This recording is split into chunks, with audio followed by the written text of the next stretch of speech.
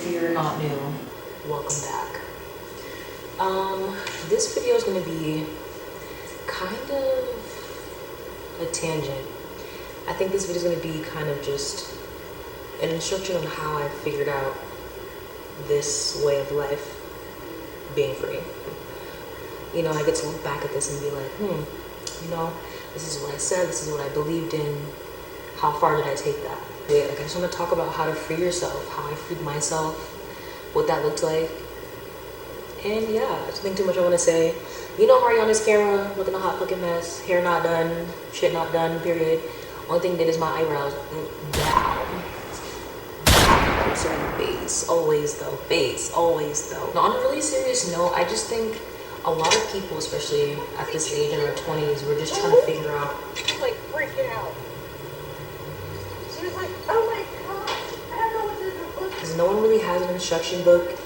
But I think I'll just tell you some of the things that I feel like really helped me on my journey thus far. Perspective. To me, this was the biggest thing for me, was changing my perspective.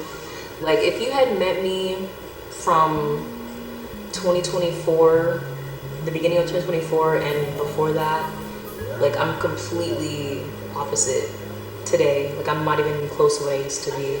I used to live in self-deprecating jokes, like, everything was just so dark humor, dark everything. And honestly, my humor still gets dark, but like, it's not like so insufferable, you know? Like, it's not, it doesn't feel self-sabotaging, like it's casting a shadow over my reality. And what I mean by that is, from 2024 and before, I was severely depressed. I was still figuring out how to get a grip on a lot of my mental health issues, and honestly, like, I went through the best thing that ever could have happened to me. It was my breakup from my first actual relationship, I'd say. Yeah, literally after that, I quit my meds cold turkey, and it's been uphill ever since. I feel like this will tie into another one of my points that I'll talk about later as far as letting unnecessary stressors go. But essentially, for me, my perspective changed after I had that heartbreak, because I felt like it was like, my life at that point already felt like it was just the worst it could be. Like, it couldn't get any better than this. And then when I survived that, like, honestly, like, literally when we actually officially cut contact, I had the biggest, like, sigh of relief. And that was because I was like, you know, like, it sucks that it's over, but I felt like, this is over, bro. I don't know, I felt like I was under a fucking spell, like, and it was like just insufferable. But after I got out of it, I really like started to do things on my own volition to like explore myself, as far as like going out to travel more. Like, I would even do small things, like just go out to the city and record random places because. And when it comes to perspective, generally, I feel like my perspective switched when I began just telling myself, like, it was okay. Like, for me, before the whole change, I feel like my biggest thing was, like, everything felt like catastrophic. Everything felt like it was apocalyptic, like the world was gonna end. But then when I started thinking, like, okay, the world's not gonna end, things are not that great, but I'm here and I'm okay, things immediately started getting better. Like, especially because I didn't have, like, the unnecessary stressors. I guess I'll just throw that into here because I think they tie into each other. Part of my perspective change was part of, like, letting go of stressors that didn't belong to me or that I didn't have to hold. Like, for example, my relationship was one of them. As much as I did not want it to be that, it was just like causing me so much stress, and we were like so young and our problems were like oil and water. If I would have just walked away from that sooner, like, we could have even possibly had the possibility of getting back together before we fucking destroyed the relationship that we had. But yeah, say love you. I'm not really too caught up on that. I don't give a fuck about that.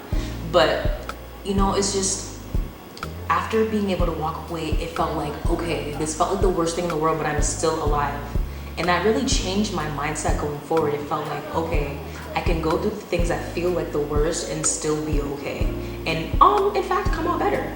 Like, yeah, I haven't been medicated since, and I genuinely feel the best I've ever felt in this fucking life. I didn't think it was even possible to be content with this life. I genuinely thought the only thing for me was sadness. And that's probably why that was true, because I felt like it was. I believed that. I really did deeply believe that until I did the work to change my mindset. And once I showed myself, okay, like, no, it's definitely okay, like, you can come back and do better, my whole mind shifted. Like, I don't know, like, it was so weird. Like, it was just like something snapped inside of me. I think it was just like, I was just so tired of being depressed. It's like, if I'm gonna fucking live this life, I might as well, like, I don't want to live it this way, you know? So I didn't even go to therapy. Like, I was in therapy for a while, but I'm sorry, I hated my therapist. So I ghosted her. Don't do that. It's like, what you believe is genuinely your reality. I didn't believe that I could be happy, so I was never happy. And I believed afterwards that things can happen and you can still be okay. And now look at me, like, I don't even fret over the small things. And I think about letting go of the small stressors as well. It's like, I had a habit of carrying other people's burdens. Like, I was very worried about, like, my family being dysfunctional and shit happening to my younger cousins and, like, just things happening to my sister. Like, things that really close to me were happening. And even though they weren't my situations, I felt so bad, like, because it's like, I wish I could help. But the thing is, when you can't do anything about it, you should really let it go, because stressing is not gonna make the situation better. No matter how hard you stress, imagine, no matter how many panic attacks you have, is your panic attack going to alleviate the situation? Is it gonna make anything better? If not, you gotta figure out how to let it go, because otherwise it's an unnecessary stressor. The next thing I'll talk about is keeping it to yourself. Now, for me to free myself, that required a belief and a faith and a leap that would make no sense to anyone else, right? So I'll be very straightforward. I'm thousands of miles away from home, and I came out here from my home state to be homeless in a state I knew nothing about. That is part of keeping it to yourself, because if I had told people my exact plan, they would have tried to convince me out of that, and I wouldn't be here today in my own apartment with my lovely pets, my lovely TV, and my sound system. Is my point. Sometimes you have to keep it to yourself, and the reason why I did that in the first place is because I've watched myself fall and burn down into ashes and then rise again. I'm confident in my capability to make a way out of none, to the point that I was confident that I could make this leap and make a way. I know how to get to the right people. I know how to do the right things, find the right opportunities, and put myself in positions to be exposed to these opportunities that can really elevate my life. I'm really good at that. I'm good at finding opportunity, and that's where we talk about things like luck is simply when your preparation meets opportunity. It's, you have to be prepared, but you also have to be in the right place at the right time with the right people, and that just means getting yourself out there into the right situations. And that's what this was for me, and that's part of why I say keep it to yourself, because nobody's gonna understand your vision like you understand it. If I would have listened to people and told them about what I was doing, they would be like, oh my God, like, no, you're so crazy, like, this can happen and that can happen, and I would have been crippled by anxiety, right? But now I'm in my own shit, doing my own shit, living my own fucking life, like a fucking leaf in the wind, like, fuck. To others, it was a crazy idea, and that's why I kept it to myself, because no one would have believed in me like I believe in me. And that's part of it. You have to believe in yourself. Like, you genuinely have to believe it, and then it is your reality, right? I believed I'd be okay, and I genuinely was. Like, I wasn't worried. I was eating for nothing the whole time. I'm eating for nothing now, and I'm grateful. One other thing I'll say is, it's going to be really important that you reject other people's opinions. I'm not saying, like, you know, when you have, like, feedback on, like, for me as an artist, I get feedback on my music and all that stuff, and I take it with a grain of salt, I'll say, because I think other people's opinions on what they think about my music is important, but at the same time, they also don't understand what I'm doing with my music, because even though my sound is similar to a lot of people that exist, I have my own vision. So you're never going to be able to understand what I'm saying or what I'm doing until I'm, like, fully lived in my vision, you know? So I think a lot of people take other people's opinions to heart. So when people are like, oh my God, I don't like this, I don't like that, I don't like that, even if it's like 10 people know I don't like your stuff, having one person's like, no, like, I see what you're doing here, can really mean something. But I think the opinion that matters the most is yours, because if you have your own style, your own thing, then who can tell you about it? You're gonna naturally find people that gravitate towards what you're doing because it's your thing, especially if it's a niche thing or a thing that's slightly different from what's already happening out there. Like, you're gonna find your people. Like, I think Jack Stauber's a great example. Like, I think his music's great, but I think it's for a niche group of people. I like Jack Stauber, but you know, it's not for everybody. And I think that's just how you have to think about life. It's not always for everybody. And I think this leads into my next point, which is perfect. Having the courage to be disliked. That is a really big thing, because a lot of people walk around wearing masks because they're afraid of being judged or discarded, or because it would stop them from being able to exploit people. Having the courage to be disliked means that you're willing to be yourself regardless of the fact that other people probably won't like you. The reality of the fact is that no matter what you do, who you are, what mask you're wearing, people are going to dislike you, period. So why don't you just be you, so you can find the people that actually fucking like you and separate yourself from people that don't like you? Because if you're only liked for wearing a mask, you're gonna always have to wear that mask to be accepted or validated, to be around the people that you've already tried to trick and fool and deceive, right? And that's just not fun. Like, that's kind of what I was doing when I was in my relationship. Like, I feel like I was kind of wearing a mask, and I hate to say that because I always feel like the most authentic version of myself. And I think I was, in a sense. Like, I was always very like kind and happy-go-lucky and sweet, blah blah blah, but I don't think I was fully able to be myself. And what I mean by that is, like, I don't know, like, I just felt so dimmed and dulled. Like, I felt like my light was stole, like, gone. I don't feel like I could be myself, because otherwise it would lead to some kind of argument or some kind of something or some kind of blah blah blah or some kind of dis-ease in my life, and I wasn't comfortable with that. And my solution should have been to change the people that are around, which is what I eventually did, but you know, it took a while. And being who I want to be now, like, it's cool, because like the people actually fuck with me, like, because I'm authentic. And I think that's something that's rare nowadays, is being authentic, but being authentically you. Because everybody wants to be somebody else, but people have no idea that the people they're trying to be like are themselves. And that's like the biggest contradiction to me in today's society, honestly. Letting go of this stable idea of who you're meant to be, right? I think we often get caught up in like who we were, especially like now that we're like in our 20s and we're not in high school, or some of us are out of college now, or honestly just being out of high school is a different experience. Like, a lot of people were like that person in high school, and they were probably like super attractive or super fit or something. And yeah, letting go of that idea of who you're meant to be. I think, like, especially when we get out of like high school, people are so caught up in what they used to be. Especially if, bro, don't let somebody be Facebook famous. And I'm talking about like everybody in the city knew you, and oh, she used to fight, or she used to be mad cute, and like, people get so caught up in that. And I hear so many people, especially like before I moved out of the city, like, would be talking about, oh, I remember back in high school and blah, blah, blah, blah, because those were the good times. Those were the times when people were on your body and you didn't have nothing to worry about, and everybody gave you attention and validation, right? But listen, we're not in high school anymore. We're not in freshman year anymore. Maybe you are, but like, high school is what I mean, for real. And if you're in high school, then you'll see it. You'll see it someday, and it's gonna be pathetic to watch, okay? Don't be one of those people that's like, oh my god, I was this in high school, I was that in high school. Bruh, I know somebody who has their current Facebook photo as themselves in high school. So when I met this, like, when I like truly like met this person in real life, because we're in the same city, I was like, is this the same person? No, because said person looks completely different. They got all big and shit, like, and they got all, let's just say, unattractive. Okay, they were very good lookers in high school, okay, and then they got really unattractive.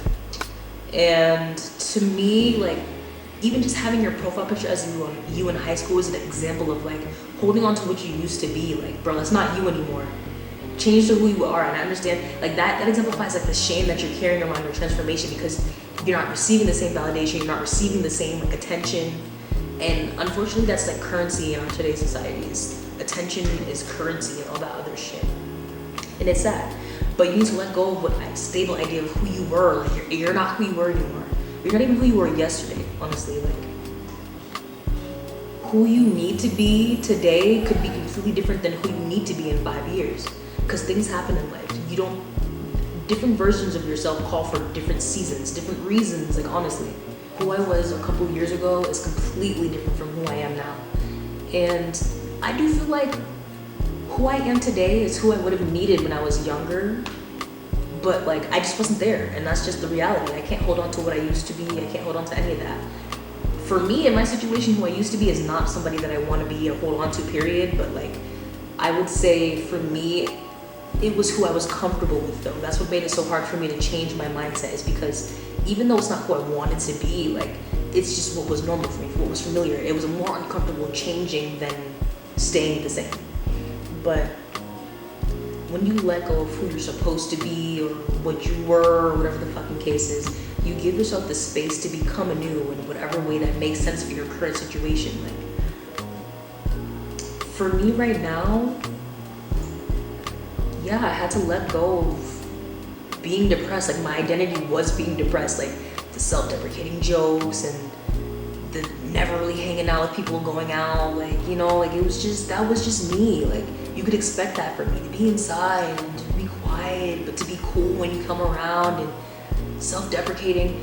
And you know, the thing about that is I also realized through some of the ending of some of my friendships that this change also affected our friendships. Because I remember like me and certain friends never having any kind of issue until I began changing. And that's also a reality that you're gonna have to accept and free yourself, is realizing that when you free yourself from other people's expectations, when you free yourself from what people see you as, that's also why I moved in my hometown, because I feel like people saw me a certain way, like, not in a bad way per se, but like, I didn't like that I felt compartmentalized, like I was in a box, like people saw me as this person and this is who I was.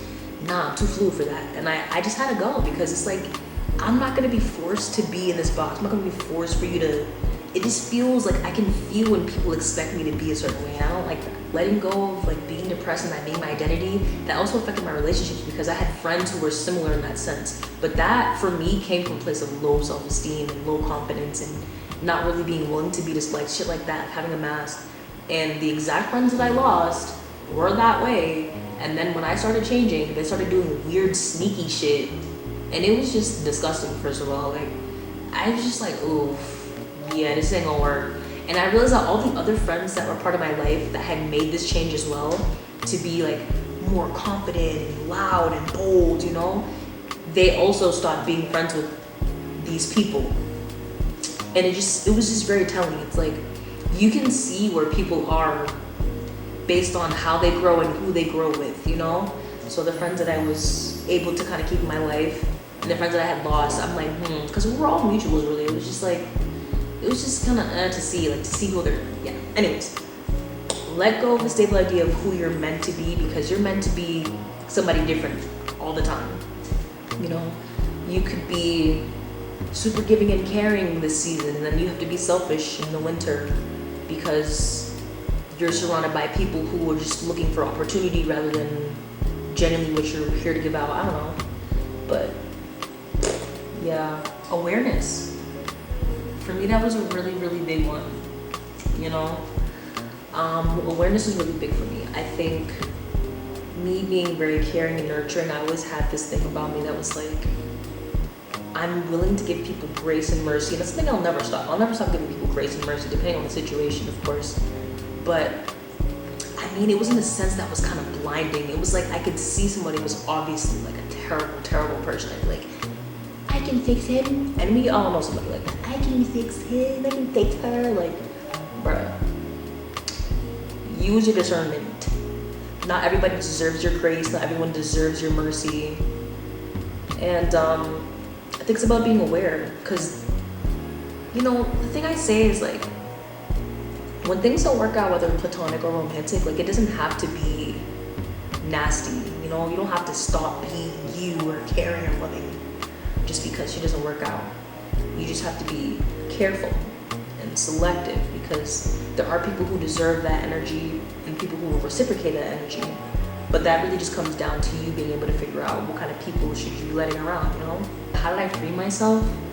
Yeah, I just took my leaps of faith, because no one's gonna believe in you like you believe in you. If you don't believe you can do it like genuinely, then you can't, period. Like, even if you doubt yourself even a little bit, then you can't do it, period. And I'm being serious. Like, if I would have doubted that I'd be able to make a way out of none, I would have came to where I'm at now, thousands of miles away from home, and probably turned to really hard drugs and turned out to be a fucking leaf in the wind doing drugs whenever I can access them.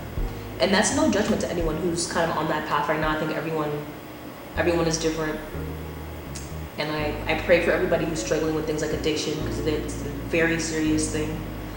But if I would have even doubted myself, I would have like got here, been depressed, been looking for a way out, and been like, I would have given up on myself. I would have been like, bro, like, I'm still here and blah blah blah blah.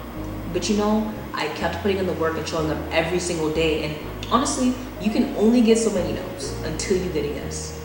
It's literally like that's literally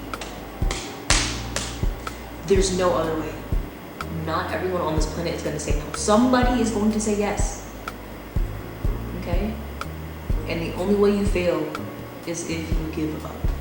And that's also why you have to pick things in life and choose things in life and align yourself with things in life that you're okay with failing at. Because if you pick something that you just want to do because it makes money or blah blah blah blah, you're gonna hate it. But if you pick something that you're okay with failing at, and okay with learning, and okay with sometimes maybe embarrassing yourself, the only way you fail is if you stop. Literally. And that's why I know I'm gonna make it in this life, because I already know that. I know I've got superstar power. Meow.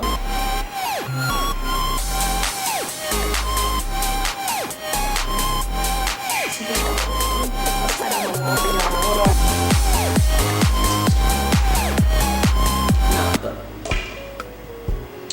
that's why I know I'm gonna make it in this life, because I know that you can only fail if you stop.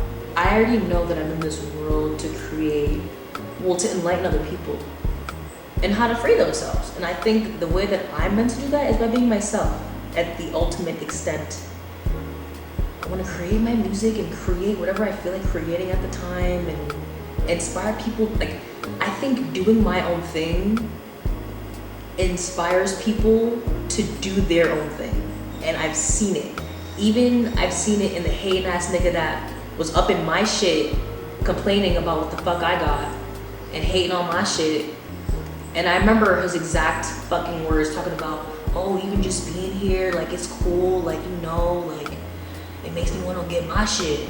Yeah, nigga, I know I inspired you, bitch ass nigga. Sorry, y'all. But my point is, I want to be a place of inspiration, because literally, I'm not too different from a lot of people. Like, I came with nothing. Now I've got my shit, and I'm getting my shit together and continuing to build. And that's just gonna be that. And I just hope that you guys don't give up on yourself. Like, that's the thing. Like, and I say this so much, but I feel like Doechii. I really do. Because I know it's coming for me. It's just a matter of when. I hope you guys don't give up on yourselves, and I hope you believe in yourself. Like, that is the key, is believing in yourself against all odds. Like, and that's part of the delusion. You have to be partially delusional, because you're literally seeing a vision that doesn't exist, that has no reason. Like, there's nothing that says, like, yeah, this is gonna work, except for you. And you gotta have that. You gotta hold that and keep that shit with you. Yeah, free yourself. Free yourself from other people's expectations. Free yourself from other people's projections, or, you know, like, you gotta just pop your shit, man.